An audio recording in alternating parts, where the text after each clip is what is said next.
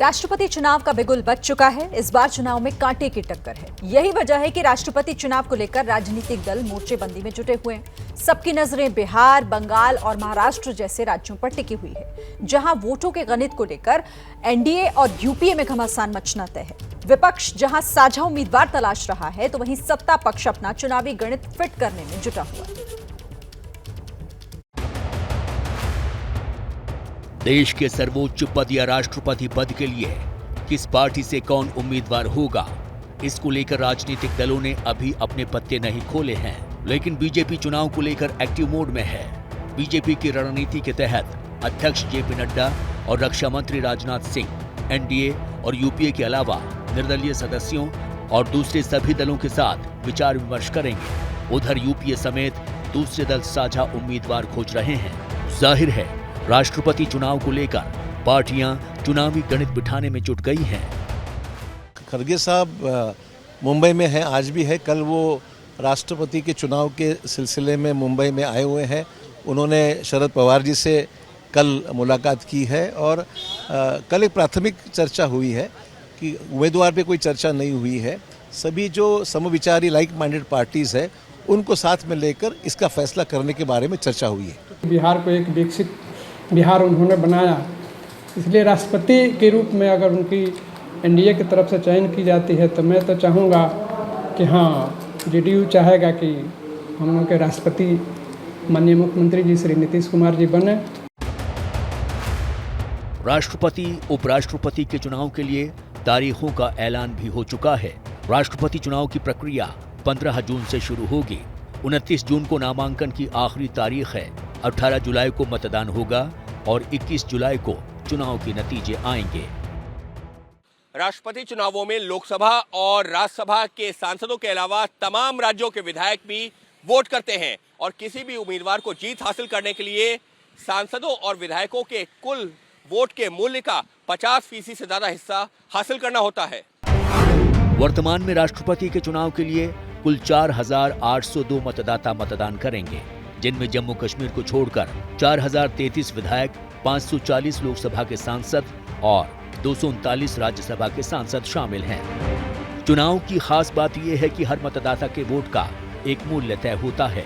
1971 की जनगणना के हिसाब से लोकसभा और राज्यसभा सांसदों के वोट का मूल्य 708 है। वहीं विधायकों के वोटों का मूल्य अलग अलग होता है, जो राज्य की जनसंख्या के आधार पर तय किया जाता है। सबसे अधिक जनसंख्या वाले राज्य उत्तर प्रदेश में एक विधायक के वोट का मूल्य 208 है। वहीं सबसे कम जनसंख्या वाले राज्य सिक्किम में एक विधायक के वोट की कीमत 7 है। इस हिसाब से अगर देखें तो विधायकों के वोटों का मूल्य 5,43,231 है और सांसदों के लिए वोटों का मूल्य 5,38,200 है। इस तरह राष्ट्रपति के लिए मौजूदा कुल निर्वाचक वोटों का मूल्य 10,78,915 है। राष्ट्रपति पद का चुनाव जीतने के लिए उम्मीदवार को इन वोटों का 50% से ज्यादा यानी 5,39,458 से ज्यादा वोट हासिल करने की जरूरत है और जीत के इसी आंकड़े को लेकर राजनीतिक दलों के बीच मोर्चाबंदी तेज हो गई है।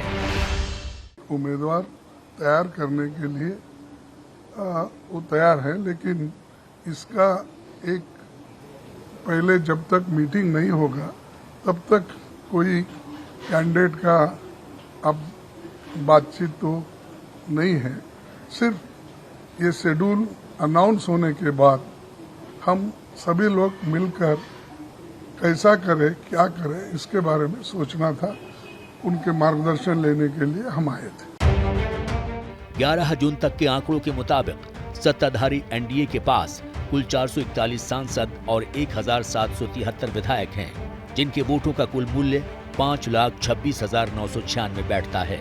एनडीए को राष्ट्रपति चुनाव जीतने के लिए 12,492 और वोट मूल्य की जरूरत है, जिसके लिए उसे आंध्र प्रदेश में वाईएसआर कांग्रेस और उड़ीसा में बीजू जनता दल जैसी पार्टियों के समर्थन की जरूरत होगी।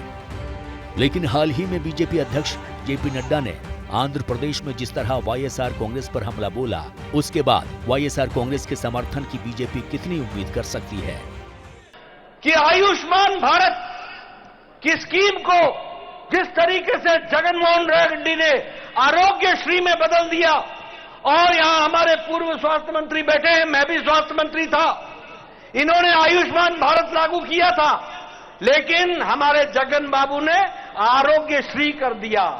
वह स्कीम जगन मोहन की स्कीम नहीं है, वो नरेंद्र मोदी की स्कीम है। राष्ट्रपति चुनाव में मुकाबला कांटे का है।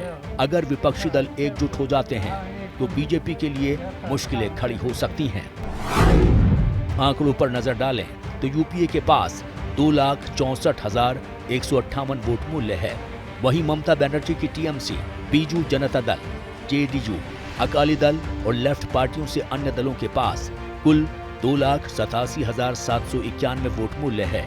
अगर यूपीए और अन्य दलों के वोट मूल्य को जोड़ दें तो ये आंकड़ा 5,51,949 हो जाता है।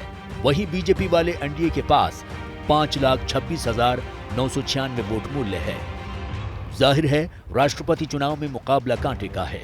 विपक्षी पार्टियां अपना साझा उम्मीदवार भी ढूंढ रही हैं। मुख्यमंत्री ममता बनर्जी ने इस मुद्दे पर दिल्ली में 15 जून को समान विचार वाले दलों की बैठक भी बुलाई है, लेकिन इसे लेकर शिवसेना जैसी पार्टियों में उत्साह नजर नहीं आ रहा है। दिल्ली में बैठक है, उद्धव जी को निमंत्रण आया है। मेरी कल पवार साहब से भी बात हो गई मामले में। हम तो सब अयोध्या में है उस वक्त, हमारा पहले से एक प्रोग्राम तय है आदित्य के साथ, लेकिन शिवसेना की तरफ से हमारा एक प्रमुख नेता उस बैठक में उपस्थित रहेंगे। राष्ट्रपति चुनाव को लेकर बिहार के मुख्यमंत्री नीतीश कुमार भी चर्चा में हैं। 2012 में नीतीश कुमार ने एनडीए में रहते हुए यूपीए के उम्मीदवार प्रणब मुखर्जी को समर्थन दे दिया था। वहीं 2017 में वो महागठबंधन में थे, लेकिन एनडीए के उम्मीदवार राष्ट्रपति रामनाथ कोविंद के पक्ष में आ गए थे। जाहिर है इन दोनों ही चुनाव के बाद नीतीश ने पाला बदला था। उधर बीजेपी के किसी आदिवासी को राष्ट्रपति पद का उम्मीदवार बनाने की भी अटकलें हैं। दरअसल लोकसभा के 2 चुनाव और कई राज्यों में चुनाव जीतने वाली बीजेपी पिछड़ों, दलितों और अपर कास्ट के वोटों को तो अपने पाले में ला चुकी है, लेकिन अभी तक आदिवासी वोट पर उसकी पकड़ ढीली है। लोकसभा की 543 सीटों में से 47 आदिवासी कैटेगरी के लिए आरक्षित हैं। 62 लोकसभा सीटों पर सीधे आदिवासी समुदाय प्रभावी हैं।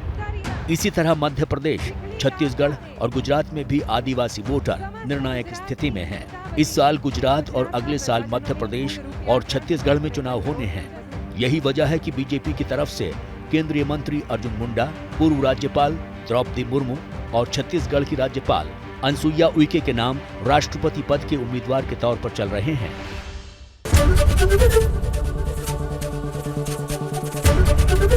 एबीपी न्यूज आपको रखे आगे।